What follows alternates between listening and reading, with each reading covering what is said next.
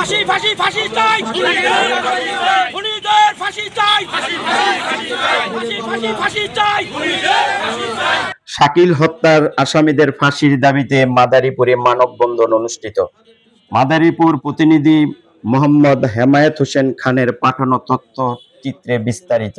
মাদারীপুর সদর উপজেলা শ্রমিক দলের সভাপতি মোহাম্মদ শাকিল হাওলাদার হত্যা মামলার আসামিদের দৃষ্টান্তমূলক শাস্তি ও ফাঁসির দাবিতে মানববন্ধন অনুষ্ঠিত হয়েছে।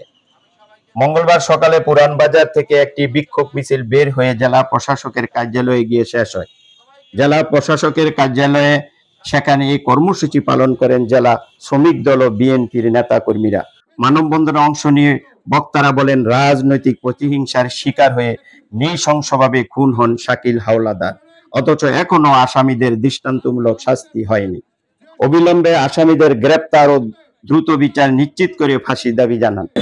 সম্মানিত আইন শৃঙ্খলা বাহিনীর সদস্যরা, সাংবাদিক ভাইরা, যারা আমাদের দলের লোকরা এই হত্যাকারীকে দলের মধ্যে ঢুকানোর চেষ্টা করেছে এবং পাশাপাশি যারা এই হত্যাকাণ্ডের সাথে জড়িত, আর এরা হত্যা করার পূর্বে এরা কোথায় কিভাবে পরিকল্পনা করেছিল, কোথায় গিয়েছিল, এই হত্যাকারীর সাথে কে কে জড়িত, উপরে কার কার হাত আছে, তাদেরকে আইনের আওতায় আনতে হবে। আরেকটি ব্যাপার, এইখানে একজন আসামি 164 করেছে, ম্যাজিস্ট্রেটের কাছে জবানবন্দি দিয়েছে।